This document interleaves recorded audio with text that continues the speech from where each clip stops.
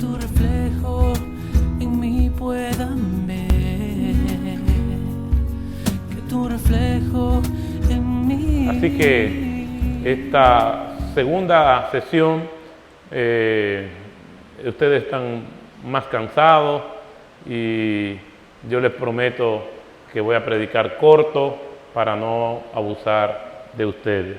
Espero que esa promesa en el transcurso de la predicación no se me olvide. Así que vamos a ponernos de pie y vamos a orar. Gracias te damos, Padre buenísimo, Padre amado. Separados de ti nada podemos hacer. Nos paramos en este lugar sabiendo, Señor, que eres tú el que tienes que hablar. Y habla de tal forma que nosotros, los que ocupamos el púlpito, no nos veamos, sino que la gente pueda verte a ti y pueda retener tu palabra. Ayúdanos, Señor. Te lo rogamos, a pesar de las palabras limitadas mías, y te pido que me libre de que mis prejuicios y mi humanidad permee la pureza de tu palabra. Te lo suplicamos en el nombre de Jesús. Amén. ¿Pueden sentarse? Anoche comenzamos hablando acerca de lo que es el Evangelio y vimos el Evangelio de manera general, y el título que trabajamos anoche a partir de Hechos capítulo 8 versículos del 26 al 40 es ¿qué le pasó al Evangelio? Es una incongruencia que hablamos mucho del Evangelio, pero no vivimos el Evangelio. Se habla mucho de la supremacía del Evangelio, pero los resultados que vemos a través de estudios que se hacen en las iglesias, vemos que poca gente practica el evangelismo. Lo practica poco como estilo de vida, lo practica poco testificando de Cristo por su testimonio, y se practica poco en la iglesia como instrumento ministerial para impulsar a los hermanos a cumplir la misión de Dios. Entonces, vemos mucho evangelio, pero poco evangelismo. Y anoche veíamos algunos aspectos generales de lo que es el evangelio. Y a la luz de ese pasaje de Hechos, capítulo 8, del 26 al 40, veíamos que el evangelio, en primer lugar, es una iniciativa de Dios. En segundo lugar, que el evangelio es una misión que cumplir. En tercer lugar, que el evangelio no se siente, se explica para que se pueda entender. Y en cuarto lugar, vimos que el evangelio debe ser recibido.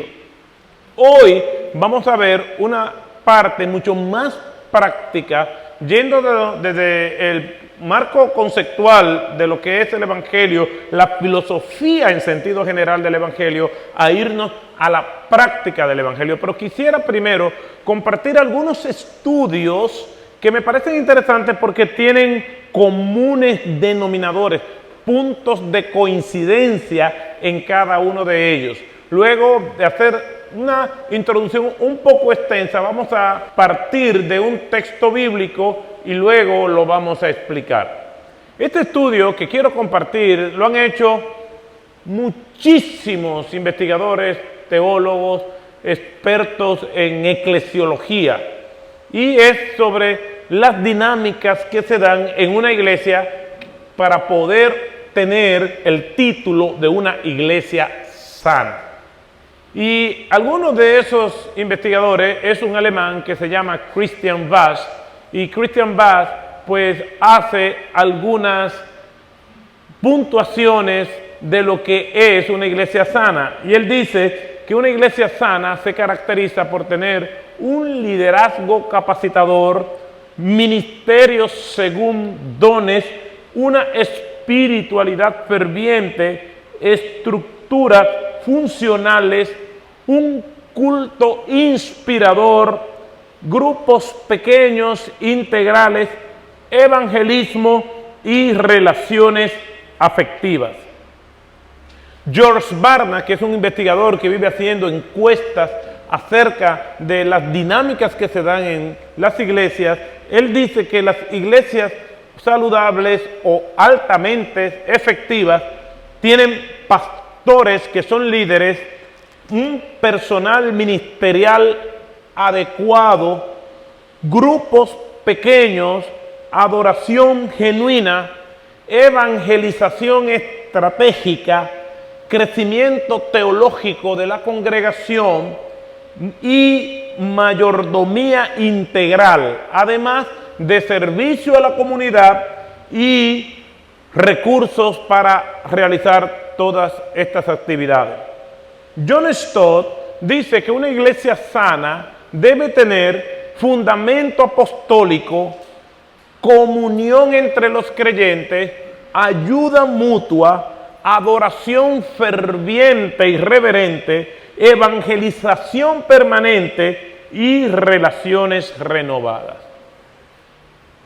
Puedo seguir citándole estudios que se han hecho, pero yo pienso que con esos tres nos da una idea de que hay puntos de coincidencia en personas que tienen trasfondos y patrimonios teológicos diferentes. Pero todos ellos coinciden en la evangelización. Es más, hasta la Iglesia Católica dice que la evangelización es primordial. Quiere decir que cuando vemos distintas cosmovisiones teológicas coincidiendo con lo mismo, hay que prestarle atención. Y cuando vamos a las Escrituras, nos vamos a dar cuenta que las Escrituras le da un lugar preponderante a la evangelización.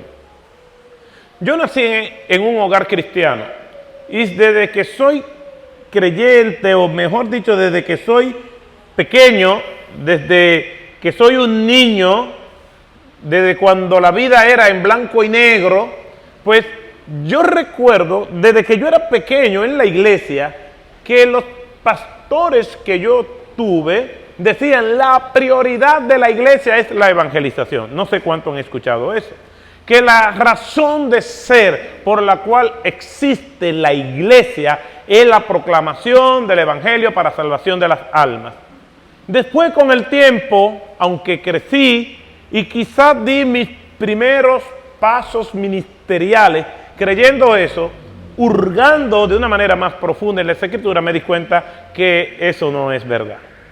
Que la prioridad de la iglesia es darle la gloria a Dios, que hemos sido creados para la alabanza de la gloria de Dios. Cuando nosotros vamos al Antiguo Testamento, nos vamos a encontrar con más de 50 referencias directas que nos dicen que todo lo que Dios hace es para su propia gloria. Y te saqué de tierra de Egipto para mi gloria, y te sostuve en el desierto para mi gloria, y te di maná y agua para mi gloria, te libré del lazo del cazador para mi gloria. Y Dios le vive recordando eso a su pueblo constantemente en todo el Antiguo Testamento, que todo lo que Él hizo por ellos es para su propia gloria. Cuando nosotros vamos al Nuevo Testamento, el apóstol Pablo lo resume de una manera fabulosa en Efesios capítulo 1, en el versículo 6, en el versículo 12 y en el versículo 14, de que nosotros hemos sido creados para la alabanza de la gloria del Señor. Y el mismo apóstol Pablo le dice a los hermanos de Corintios: todo lo que hagáis, sea de comida o de bebida, hacedlo todo para la gloria de Dios. Nosotros proclamamos el evangelio para que haya más adoradores.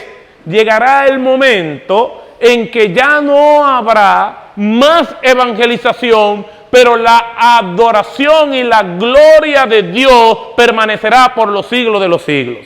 Quiere decir que nosotros evangelizamos para que haya más adoradores. Ahora bien, ¿cómo vamos a buscar más adoradores? Por medio de la proclamación del evangelio. Y aunque no es la prioridad de la iglesia, es de altísima prioridad y es indicador de una iglesia que quiere glorificar al Señor. Si una iglesia vive para adorar a Dios, entonces una iglesia que va a ser una iglesia evangelizadora, y un creyente que vive para adorar a Dios es un creyente que va a tener la proclamación del evangelio como una prioridad en su vida. Nuestro Señor Jesucristo se va al cielo. Y dice la Escritura en el libro de los Hechos, en el capítulo 1, que entre la resurrección de nuestro Señor Jesucristo y su ascensión al cielo, Él duró 40 días con los discípulos, hablándoles y entre otras cosas, hablándoles acerca del reino, de la misión, sus últimas palabras antes de irse. Las últimas palabras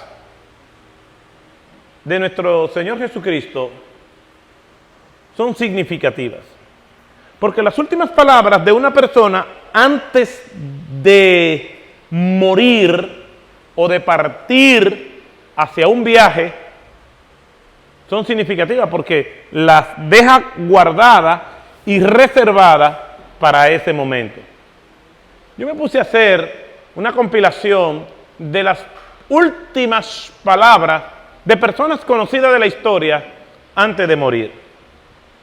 William Tyndale dijo, antes de morir en el martirio: Señor, ábrele los ojos al rey de Inglaterra.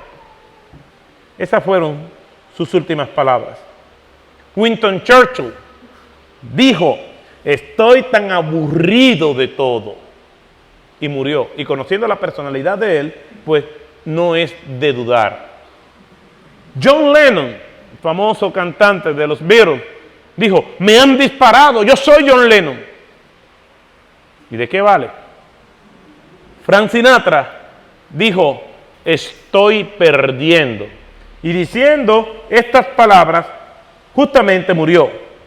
A Timothy McVeigh, que hizo un atentado en Oklahoma, le preguntaron que cuáles eran sus últimas palabras al saber que tantas personas inocentes, incluyendo niños, murieron en ese atentado. Y él dijo: no me importa, son niños del sistema. Las últimas palabras de las personas antes de morir pueden revelar sus prioridades o las condiciones de su alma. Pero de todas ellas, quizás una de las que más me impactan es la del presidente Hugo Chávez, que dijo: yo no quiero morir, por favor no me dejen morir. No sé si ustedes perciben lo mismo que yo, pero evidencia como desesperación, incertidumbre. No hay instrucciones, no hay una despedida en ninguna de estas últimas palabras. Jesús, de una manera serena, le dice a sus discípulos: pero recibiréis poder cuando haya venido sobre vosotros el Espíritu Santo, y me seréis testigos en Jerusalén, en toda Judea, en Samaria y hasta los últimos de la tierra. Y diciendo estas palabras, ascendió. Es interesante que el primer mandamiento de nuestro Señor Jesucristo a sus discípulos tiene que ver con la proclamación del Evangelio. Cuando vamos al Evangelio según Marcos, en el capítulo 1, versículo 17, le dice por primera vez a sus discípulos: venid en pos de mí. Los está reclutando para que sean sus discípulos. Venid en pos de mí y os haré que seáis pescadores de hombres. La tarea evangelizadora.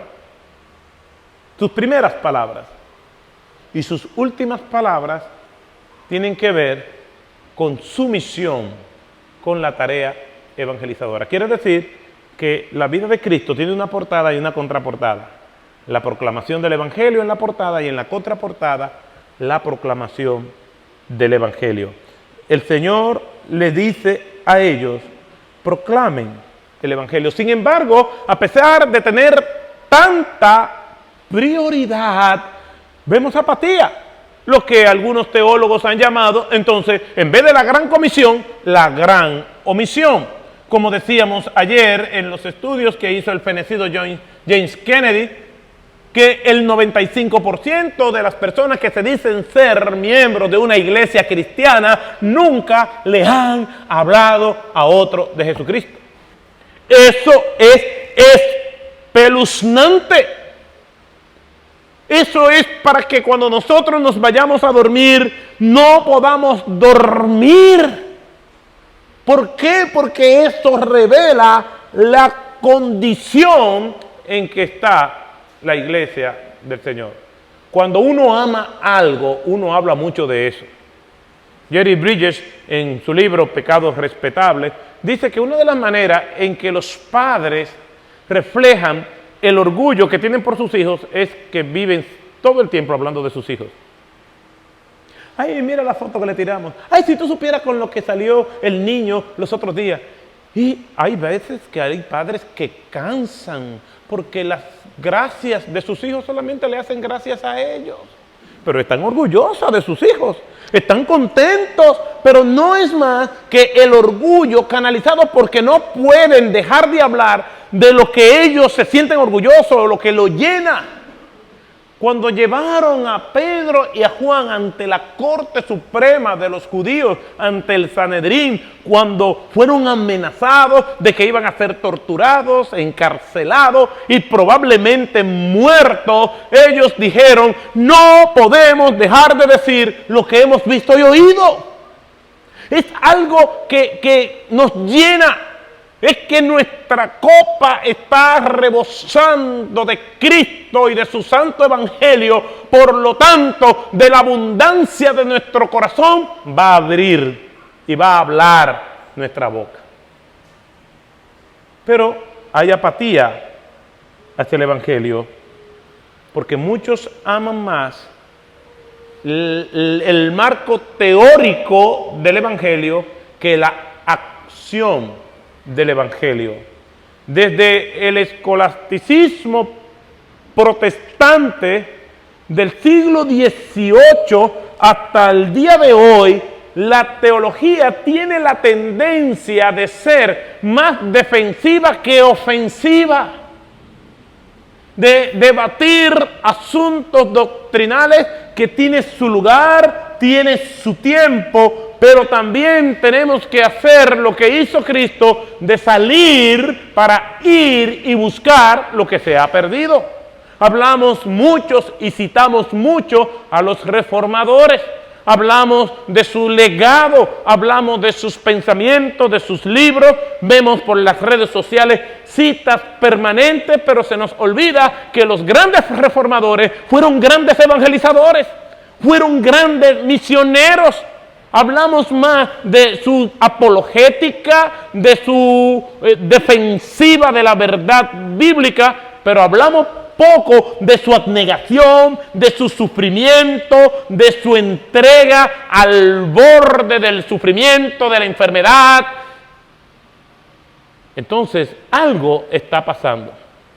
Nos estamos deleitando más en el entretenimiento teológico que en la acción de proclamar el evangelio de nuestro Señor Jesucristo. Vamos a leer un pasaje por excelencia que todos nosotros conocemos, que es el pasaje que nosotros le llamamos la Gran Comisión. Mateo capítulo 28, versículos del 16 al 20.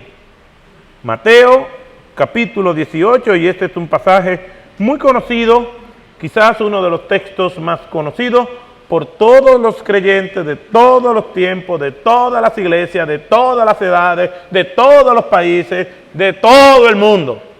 Mateo capítulo 28 del 16 al 20. Y dice la palabra del Señor de la siguiente manera. Pero los 11, ¿por qué 11? Porque ya había uno que no estaba, Judas, se había ahorcado. Pero los 11 discípulos se fueron a Galilea, al monte donde Jesús les había ordenado. Y cuando le vieron, le adoraron, pero algunos dudaban. Y Jesús se acercó y les habló diciendo: toda potestad me es dada en el cielo y en la tierra, por tanto, id y haced discípulos a todas las naciones, bautizándolo en el nombre del Padre, del Hijo y del Espíritu Santo, enseñándoles que guarden todas las cosas que os he mandado, y he aquí yo estoy con vosotros todos los días hasta el fin del mundo.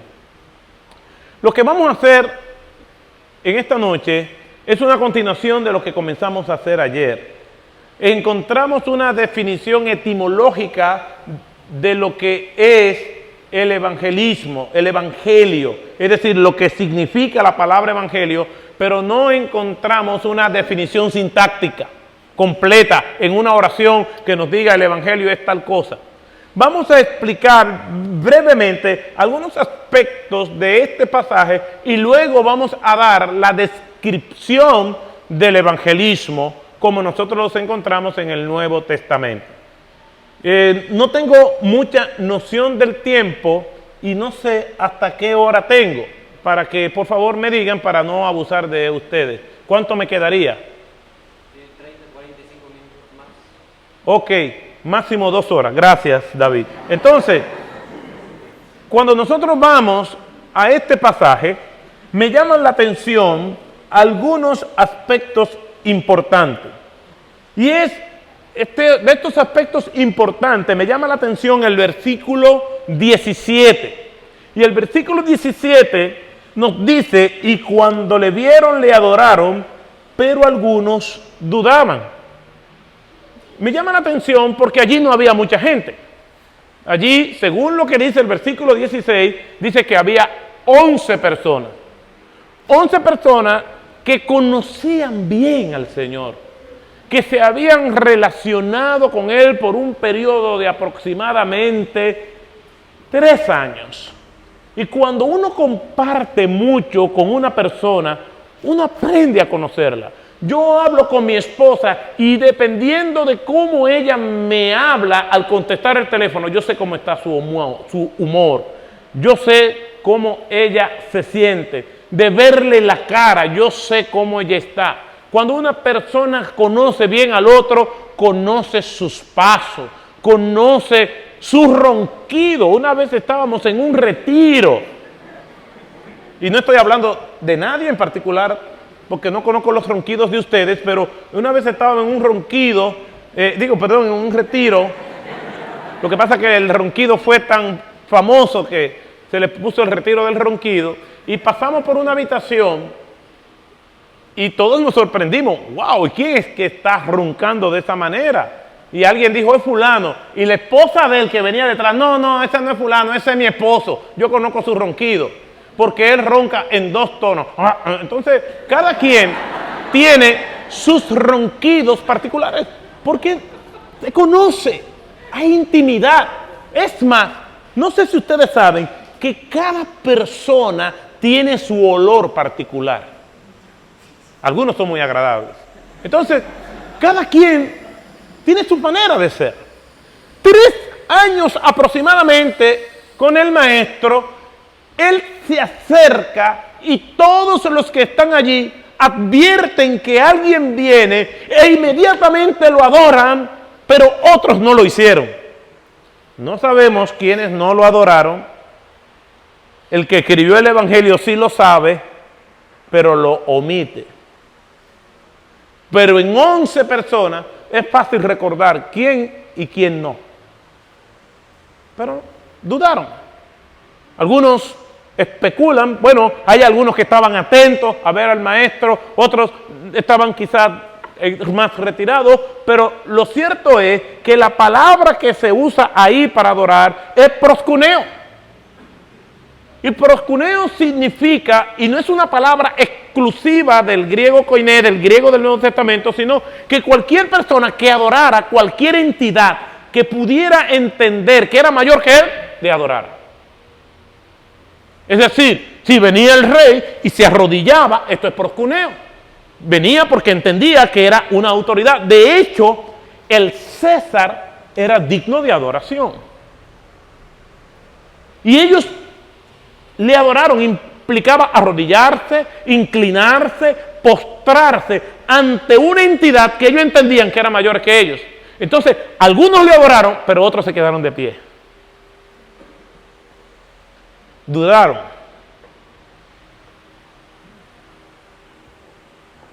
John Stott decía que esa es la fe cristiana, entre dudas y fe. Así nos movemos. Jesús no regaña a nadie. Jesús no censura a nadie, que puede ser cortante en algún momento. Cuando Pedro le dijo, Señor, no muera, apártate de mí, Satanás. Pero en esta ocasión, Jesús no lo hace.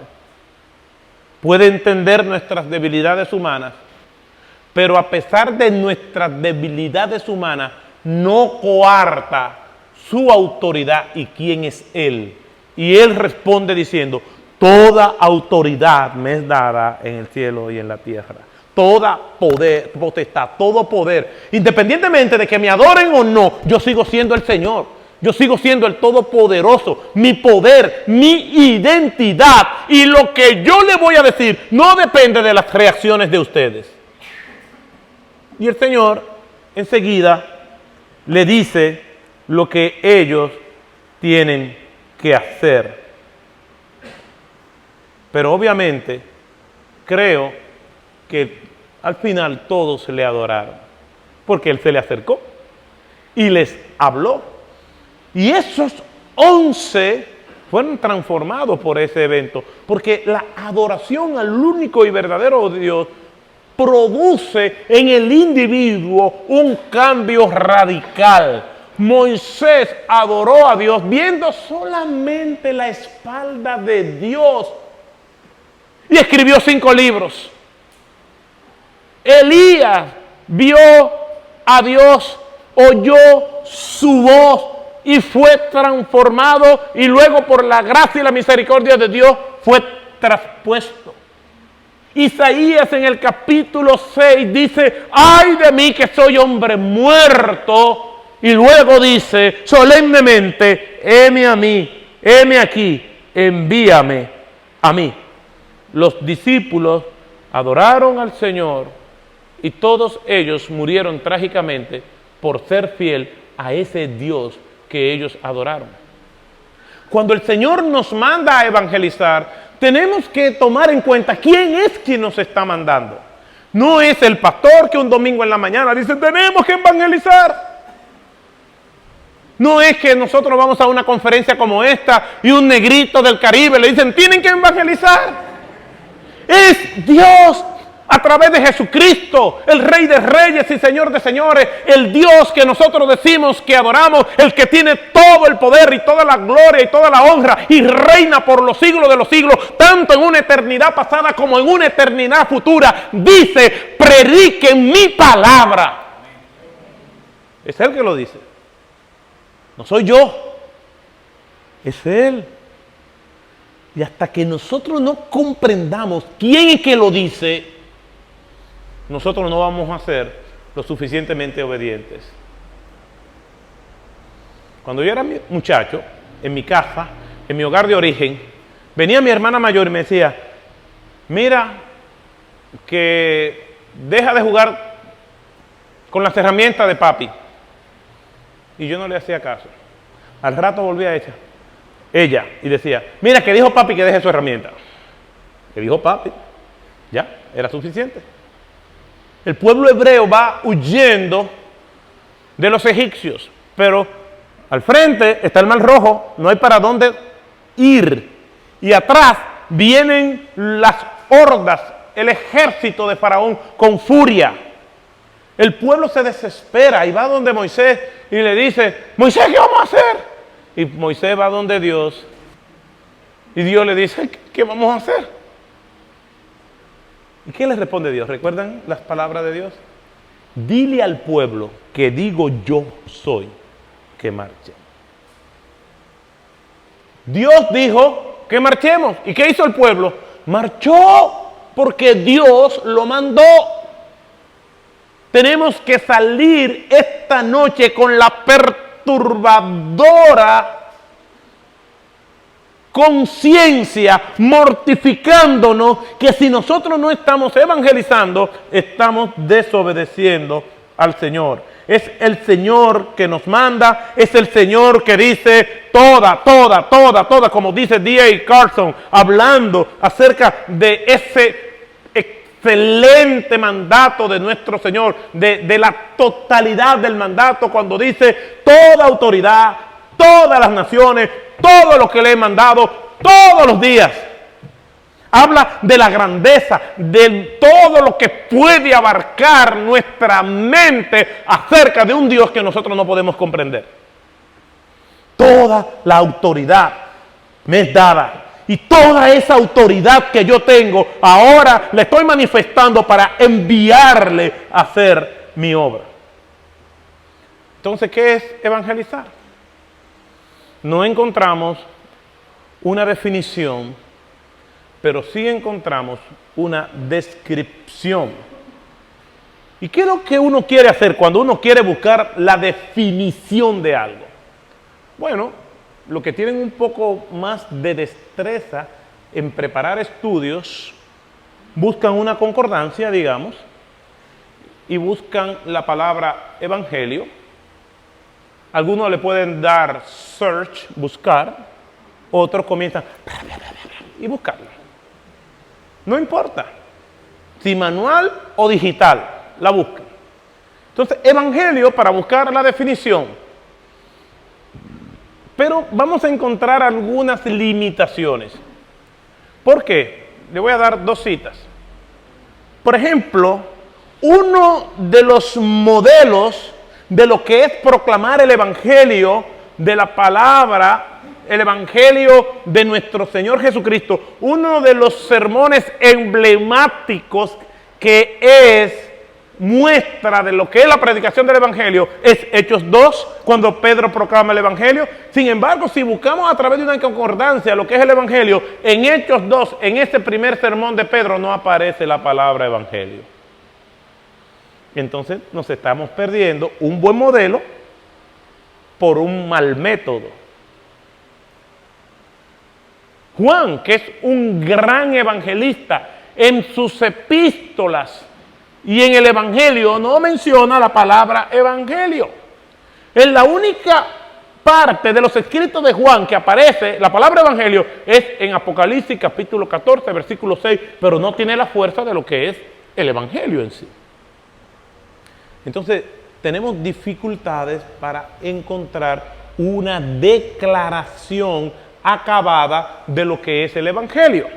Por lo tanto, creo que estoy de acuerdo con un autor que se llama Greg Gilbert, que le hablé anoche de él, que lo que tenemos que buscar es en todo el Nuevo Testamento donde se encuentra el contenido del evangelio. Y creo y coincido con él que el libro que mejor sistematiza lo que es el evangelio es el libro de los Romanos, donde en este libro de los Romanos podemos encontrar una explicación básica de lo que es el evangelio. Y voy a citar textualmente lo que dice Greg Gilbert. Tal vez con más claridad que cualquier otro libro en la Biblia, Romanos contiene una expresión deliberada y paso por paso de lo que Pablo entendió como las buenas nuevas de salvación. Y sigue diciendo, el libro de Romanos no es para nada un libro, a menos como imaginamos usualmente un libro. Es una carta en la que Pablo se presenta a sí mismo y ofrece su mensaje a un grupo de cristianos que jamás había conocido. Se percibe un estilo sistemático, paso a paso.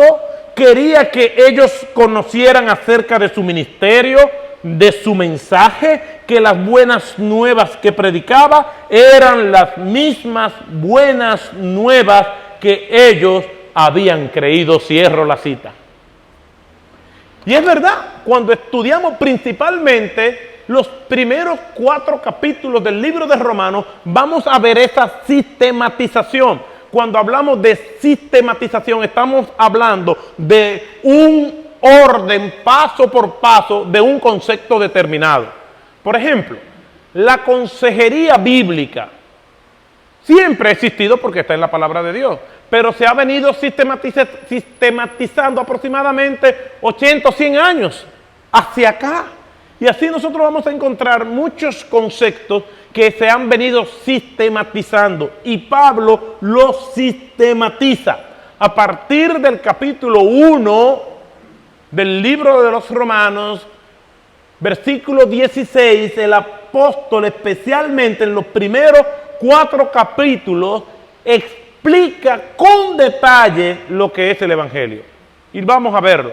Vamos a ver Romanos capítulo 1, desde el versículo 18 en adelante, y vamos a ir simplemente citando algunos textos para que las 2 horas que tenemos por delante nos puedan ser suficientes.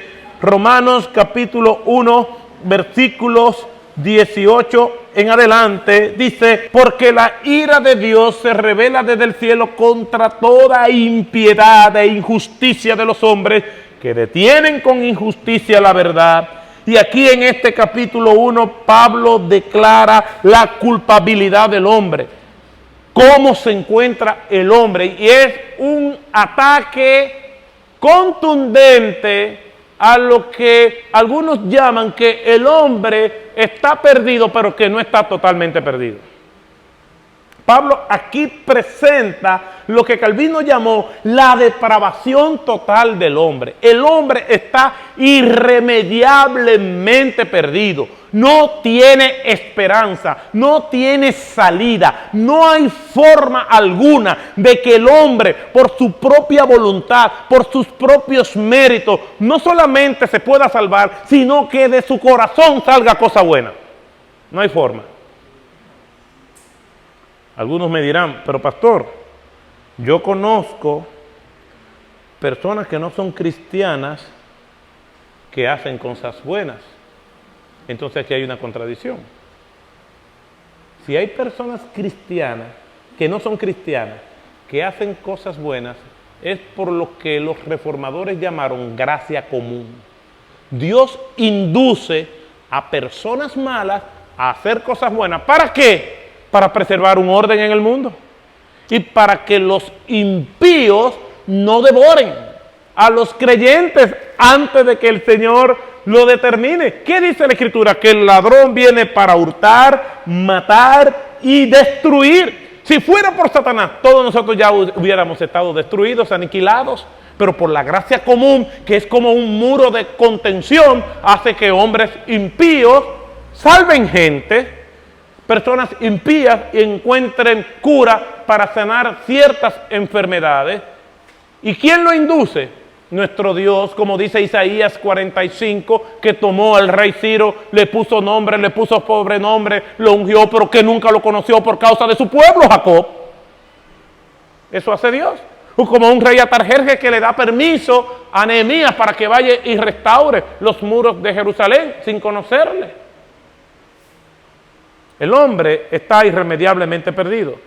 En Romanos capítulo 1, desde el versículo 23 hasta el capítulo 2:1, no lo vamos a leer, pero vamos a simplificar. Pablo le dice que su problema, es decir, del hombre, es que se ha rebelado contra Dios. Ellos, juntos con todos los demás, no le honraron, ni le buscaron, ni le dieron gracias como era debido. Esa es la condición del hombre, irremediablemente perdido. No hay forma de que el hombre pueda encontrarse en su corazón algún rastro de bondad.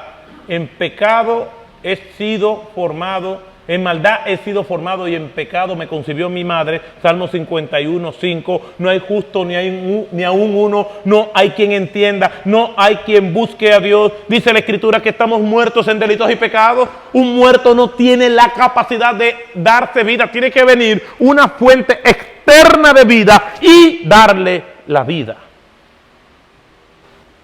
Romanos nos presenta la condición del hombre.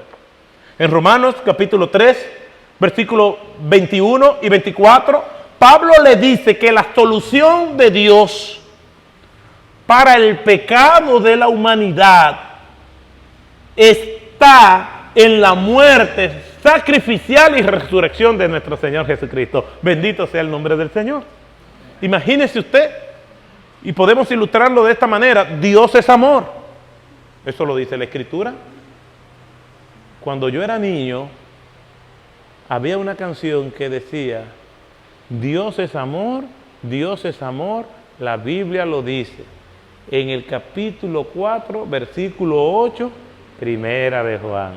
Ay, ustedes son tan jóvenes que ninguno se recuerdan. Qué cosa más grande. Dios es amor, la Biblia lo dice. Muy bien. Y es verdad, Dios es amor, la Biblia lo dice. Pero esa misma Biblia que dice que Dios es amor, es la Biblia que dice en Nahum capítulo 1, versículo 4, que Dios no dará por inocente al culpable. Dios es amor, pero también Dios es justicia. Y tiene que condenar y castigar según las obras de los seres humanos. No hay conflicto entre el amor y la justicia de Dios, porque el mismo Dios que ama también aborrece y odia al pecado y destruye a todo aquel que comete pecado. Eso lo dice la Biblia. Pero también nos dice la Biblia, repasando los dos primeros puntos, que si Dios es amor y Dios es justo, el hombre está atrapado, porque el hombre es pecador. ¿Qué nos dice Efesios capítulo 2, versículos 8 y 9? El apóstol Pablo hablándole a los efesios: por gracia sois salvos, ¿por medio de qué? Y esto no es de ustedes, sino que es don de Dios. O sea, ¿qué es la salvación? La fe, todo es de Dios. Es algo que Dios da.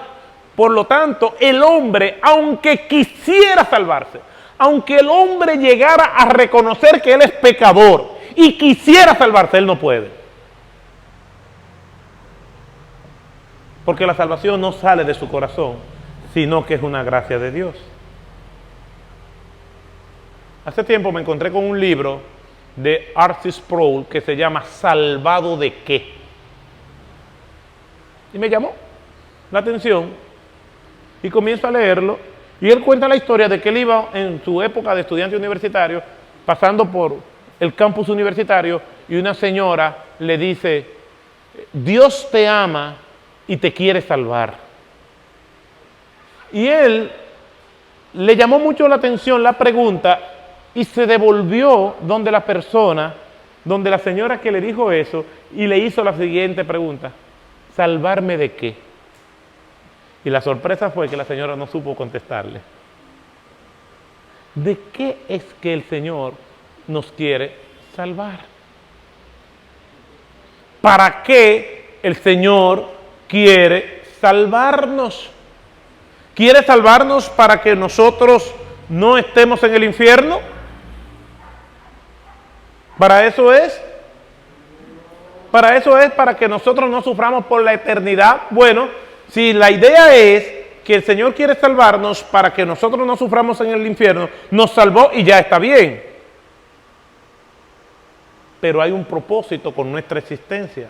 No es simplemente salvarnos del infierno, ni tampoco llevarnos al cielo, sino para que vivamos para su gloria y para su honra. Lo dijimos al principio, es para que de pecadores nos convirtamos en adoradores y le glorifiquemos en todo lo que nosotros hagamos, de comida, de bebida, de pensamiento o de acción, para que nosotros seamos lumbreras del Señor, para que nosotros podamos provocar que la gloria de Cristo sea vista por medio de todo lo que nosotros hacemos, para que el rastro de Dios se vea por medio de nuestras acciones y nuestro testimonio. Dwight L. Moody decía que nuestro buen testimonio sea tan alto que nuestra voz no se escuche. Entonces, el hombre, Dios es amor, el hombre es pecador. Entonces ahí hay un conflicto, porque el hombre no puede salvarse a sí mismo, y Dios, como es justo, tiene que condenarlo. Aquí se juega dominó. ¿Ustedes saben lo que es el juego de dominós? Yo no sé jugar dominó yo sé que las fichas se ponen en cierto orden. No me gusta ningún juego de mesa. Soy demasiado hiperactivo como para quedarme ahí. No tengo déficit de atención, no me puedo concentrar. A veces, cuando hay personas jugando ajedrez, yo me siento para dar la impresión de que soy un intelectual, pero tampoco sé jugar ajedrez. Entonces, una persona jugando ajedrez con unos anteojos es una persona inteligente. Entonces, a veces me han tomado fotos, yo con un ajedrez, digo, oye, el Pastor Otto se le ve que es inteligente, pero mentira, eso es parte de la promoción, no crean. Pero un día yo jugando ajedrez, jugando dominó, tranqué el juego. No sé si ustedes entienden lo que es eso. Es que ya no se puede jugar porque colocaste una ficha que no hay, ninguno de los demás jugadores pueden jugar porque era la última ficha que había en eso. Y no hay forma de seguir jugando, pero todo el mundo tiene más fichas. Pero nadie más puede seguir jugando porque era la última ficha con esa numeración que existía. Entonces, se cuentan las fichas y el que tiene menos fichas de los 4, ese ganó. Y resulta que yo era el que tenía más fichas. Lo tranqué y perdí. Entonces, el juego trancado significa que nadie más puede jugar. Y aquí parece ser que el juego está trancado. Porque Dios es justo y tiene que condenar, y el hombre ni se puede salvar a sí mismo, y el hombre no merece salvación. Está atrapado. No hay manera de poder resolver ese problema. ¿Quién fue que vino a resolver ese problema? Nuestro Señor Jesucristo. Dice Pablo a los romanos, en el capítulo 4, desde el versículo 5 en adelante, que ellos mismos pueden ser incluidos en el plan redentor de nuestro Señor Jesucristo, y esto lo escribe desde el final del capítulo 3 hasta el capítulo 4, versículo 5. O sea, que ese aparente dilema, o esta aparente contradicción, esta paradoja, quien la resuelve es nuestro Señor Jesucristo. Ahí está el hombre condenado que él no puede hacer nada para salvarse, y un Dios justo que está emitiendo un juicio, y viene Cristo y se interpone y le dice a Dios, en mutuo acuerdo, yo muero por mi pueblo. Entonces, ¿qué hace Dios? Envía a Jesucristo, y Cristo nos representa a nosotros, porque la Biblia dice que la paga del pecado es muerte. ¿Y qué le pasó a Cristo? Ocupó nuestro lugar. ¿Y qué le pasó por ocupar nuestro lugar? Murió, porque la ley tenía que cumplirse. La paga del pecado es muerte.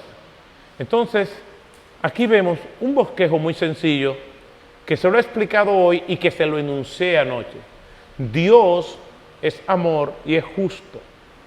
El hombre es pecador y no puede salvarse. Cristo es el Salvador y muere y resucita por su pueblo. El hombre arrepentido pide perdón por sus pecados, se arrepiente y esa salvación entonces le beneficia. Hay muchos métodos para evangelizar y hay muchos predicadores hablando hoy de la predicación y de la salvación, pero omiten el arrepentimiento y el perdón de los pecados de parte de Dios. Sin una doctrina clara de lo que es el pecado no puede haber arrepentimiento, porque ¿de qué se van a arrepentir? Yo he escuchado personas que me han dicho, yo soy cristiano desde pequeño, por ejemplo. O he escuchado personas que me dicen, yo era una persona decente, buena, agradable, y después vine a la iglesia y me convertí. ¿Dónde está el pecado? ¿Dónde está la convicción del pecado? ¿Dónde está el dolor por haber pasado toda una vida dañando a Dios, como dice James Kennedy? Podemos pecar con el pensamiento, podemos pecar con lo que decimos, podemos pecar con nuestras acciones, pero no solamente eso. Si dejamos de hacer algo bueno, también pecamos, porque la Escritura dice que el pecado está en aquel que sabe hacer lo bueno y no lo hace. Entonces, partiendo de esa realidad, le quiero hacer una pregunta. ¿Cuántas veces al día pecamos? De pensamiento, ¿cuántas veces al día? Cuando va conduciendo su vehículo y se le atraviesan y se le hacen esto y esto. ¿Cuántas veces al día de pensamiento, desde que usted se levantó hasta que llegó a la noche, cuántas veces pecó? O si va caminando descalzo por su casa, como me ha pasado a mí, y con el dedo pequeño del pie choca con una pata de una mesa. Eso de que uno ve estrellitas alrededor de uno, eso es verdad, porque yo lo he visto. ¿Cuántas veces al día pecamos de pensamiento? O, para ponerlo un poco más complicado, ¿cuántas cosas buenas dejamos nosotros de hacer hoy? ¿Habrá alguien que diga que solamente peca 10 veces al día?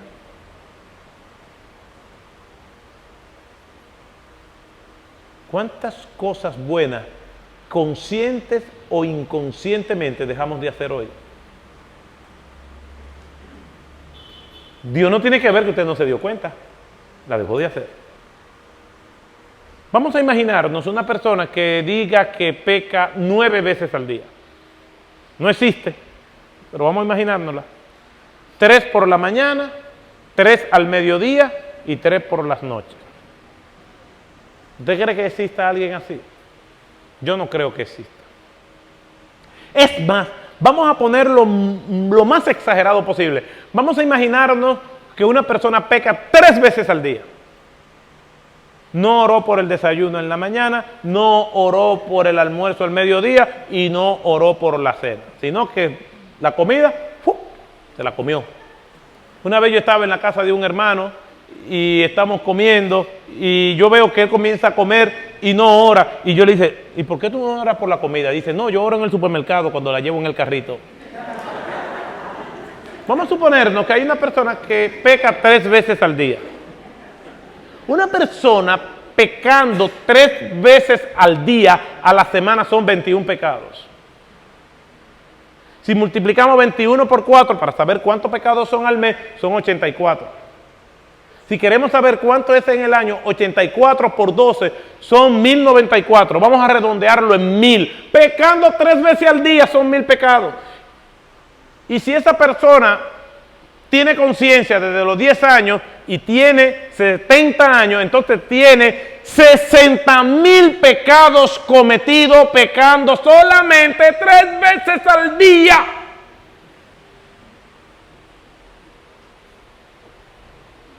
Y decíamos anteriormente que una persona que peca 9 meses no existe, mucho menos 3. ¿Y qué pasaría con una persona que va donde un juez que es justo con 60,000 infracciones de la ley, con 60,000 cargos delictivos? ¿Qué usted cree que hace un juez? Tiene que condenarlo. ¿Y quién es más justo? ¿El más justo de los jueces humanos o Dios? Este es Dios justo, dice que Él no dará por inocente al culpable. Todos somos irremediablemente pecadores y estamos irremediablemente perdidos a menos que nosotros creamos que Cristo murió por nosotros en la cruz del Calvario. Le pedimos perdón a Él por nuestros pecados, nos arrepentimos de eso y si hacemos eso, ese sacrificio que hizo Cristo en la cruz del Calvario es efectivo para nosotros. Porque la Biblia dice que todo aquel que cree en Cristo tiene vida eterna. Eso hay que explicárselo a la gente. No solamente le vamos a explicar a la gente que Dios es amor, le vamos a explicar a la gente que ellos son pecadores. Y el Espíritu Santo, si tiene esa alma para salvación, le va a traer convicción de pecado y esa persona se va a arrepentir. Y es a través de la predicación, porque agradó a Dios salvar a los hombres mediante la locura de la predicación. Los conciertos son hermosos y son bonitos, la alabanza es hermosa y alaba a Dios. Los dramas, cualquier manifestación artística dentro de los linderos permitidos por la palabra de Dios son buenas, pero lo que va a conducir a los pecadores a la salvación es la proclamación del Evangelio de Jesucristo. Tenemos que hacerlo, sintamos el deseo o no. Yo viajo con frecuencia y cada vez que estoy en algún lugar que me encuentro o me enfrento a un desconocido, yo le digo, Señor, ponme palabra para yo hablarle a esta persona. ¿Por qué oro? Porque puede ser que Dios quiere que yo me calle como mandó a callar a Pablo en Asia y en Bitinia. Yo no quiero dejarme guiar por mi intuición, sino por el Espíritu de Dios. Pero ¿sabes qué, mis hermanos? Normalmente Dios quiere que nosotros hablemos de Él. Normalmente Dios quiere que nosotros proclamemos su mensaje. Que le hablemos de Jesucristo a los demás. Que no solamente amemos el Evangelio, porque es una contradicción decir, amo al Evangelio, pero no evangelizo. Y quiero terminar con una historia que le pasó a una persona muy cercana a mí, de lo que implica el evangelismo y orar con insistencia. Dos historias, una más breve que la otra. Cuando yo era un joven, un adolescente, yo vivía en un sector donde yo tenía un amigo que aunque yo estaba perdido, yo fui siempre estudioso, responsable, nunca delinquí, nunca fumé, nunca robé, nunca me emborraché, no sé lo que es emborracharse, pero estaba igualmente perdido que mi amigo, que era todo lo contrario a mí. Y cuando yo me convertí, yo lo invitaba a él para que fuera a la iglesia. Y él me decía, está bien, yo voy a ir. Y él vivía en una casa cerca de mi casa y en el medio estaba yo de la casa de su abuela. Y como al mediodía él pasaba todos los días y me gritaba, Otto, aunque yo no estuviera ahí, todos los días estuviera trabajando, estuviera estudiando, todos los días, por años, a la 1 de la tarde, Otto, si yo estaba ahí, le decía, dime, todos los días. Y yo, siempre que lo veía, le decía, ¿cuándo me va a acompañar a la iglesia? No te apures, yo te aviso. Un sábado en la noche, él va a mi casa y me dice, Otto, él estaba en drogas y esas cosas, y me dice, Otto, mañana pásame a buscar, que voy contigo a la iglesia. Yo le dije, ok, está bien. Yo me cambio y se me olvida y me voy para la iglesia. Cuando yo regreso, veo un tumulto de gente en su casa. Digo, ¿qué pasó? Y me acerco. Y cuando llego, me encuentro con la noticia de que se había ahorcado. Esa mañana se bañó, se cambió, se puso corbata y se sentó a esperarme. Y después de 2 horas esperándome, fue al patio de su casa, tomó la correa que tenía y se ahorcó. Su abuela me dijo, ¿por qué no lo viniste a buscar?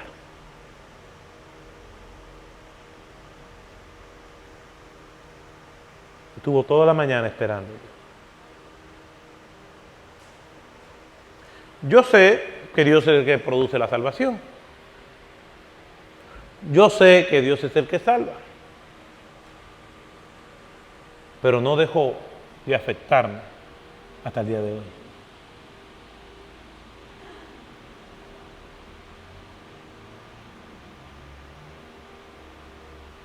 Hay cosas que nosotros tenemos que hacer para que nuestra conciencia no nos mortifique.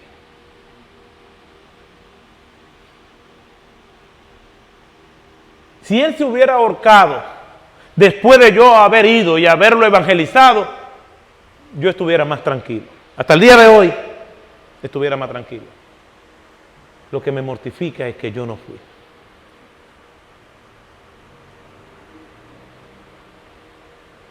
Nosotros no lo vemos, pero hay mucha gente colgada ahí afuera, esperando en algún momento para que se prevenga nosotros predicándole a los demás que todavía no están ahorcados. La otra historia es más larga, pero la voy a hacer más breve.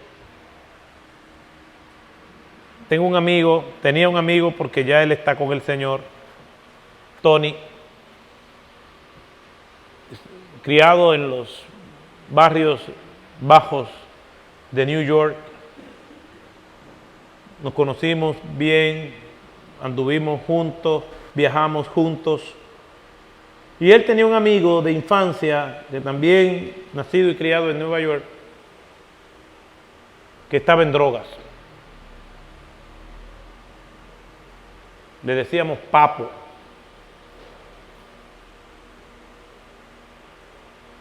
Y Papo tenía la particularidad de que nunca lloró ni nunca sonrió. No lloraba ni sonreía. Y él y Tony fueron muy cercanos, aunque Tony y yo éramos muy cercanos, pero fuimos más cercanos después que Tony conoció al Señor. Mientras tanto, él es por allá y yo por acá. Pues Tony conoció al Señor y dejó de ver a Papo, ya era un adulto. Y un día, saliendo de un subway, de uno de los trenes de New York, se encuentra con Papo, que es un homeless, un deambulante. Y Tony no lo conoció, pero Papo le dijo, Tony. Y él lo miró fijamente, Papo, ¿cómo está? Aquí. Tenía años que no lo veía. Pero ya Tony es un convertido, trabaja, tiene esposa, tiene familia, y aquel está allí vuelto un gusano. Y Tony, a partir de ese momento, él sabía que su amigo estaba ahí y le llevaba comida, le llevaba un dinerito y siempre lo invitaba para la iglesia. Pero duró como casi un año pasando por ahí, invitándolo a la iglesia. Y un día ve a Papo, que está más o menos bien vestido, y le dice, hoy te voy a acompañar a la iglesia. Y fueron a la iglesia. El predicador comenzó su exposición. Era una noche de otoño con frío. Y a los 5 minutos del predicador comenzar la exposición, Papo, que nunca en su vida había sido visto llorando, comenzó a llorar. Y a llorar con gemidos. Toda la predicación. Terminó la predicación y él terminó llorando. Y él seguía llorando. Se despidió el culto y él seguía llorando. El pastor baja. Se van las personas. Y allí está Papo envuelto y sumergido en un charco de llantos y sudor. Y llora y no puede hablar. Tiene aproximadamente 45 minutos llorando. Todo el mundo se va y él no puede hablar. Hasta que hace una pausa y dice, me ha dolido tanto lo que le he hecho a Dios durante estos años. hubo convicción de pecado. Yo no puedo tratar de conquistar a la gente suavizando el pecado. Lo voy a confrontar con su pecado con amor y con misericordia, pero tenemos que hablarle que han ofendido a Dios para que haya un verdadero arrepentimiento.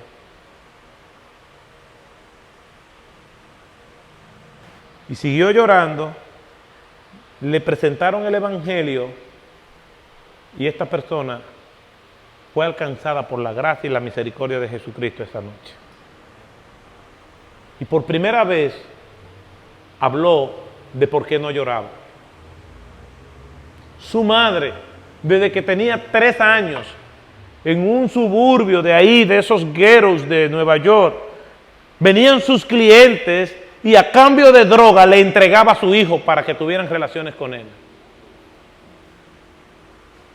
A los 3, a los 4, a los 5, a los 6, a los 7, hasta que a los 8 años se fue de la casa a deambular.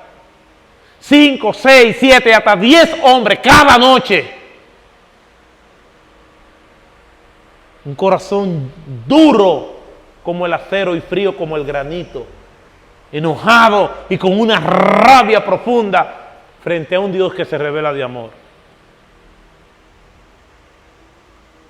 Pero esa noche Dios decidió tomar ese corazón y regenerarlo. Y a pesar de todo lo que pasó, Papo esa noche le pidió perdón a Dios. Y Tony no lo dudaba porque nunca lo había visto llorar. Como a las 12 de la noche, de esa noche, se van. Tony le dice que se venga con él a su casa. Y Papo dice, no, llorando todavía, yo tengo muchas cosas que arreglar en mi vida todavía. Ya yo sé que Dios me ha perdonado, pero todavía tengo mucho dolor y necesito reflexionar. Y se fue. Tony le dio su número de teléfono. Como a las 6 de la mañana llaman a Tony del hospital y le dice que venga urgente. En ese torbellino que tenía en su mente, Papo no advirtió y un autobús le pasó por encima. Y casi todos los huesos de su cuerpo estaban fracturados. Tony llega al hospital. Cuando lo esperan médicos y enfermeras, le dicen, es posible que él muera.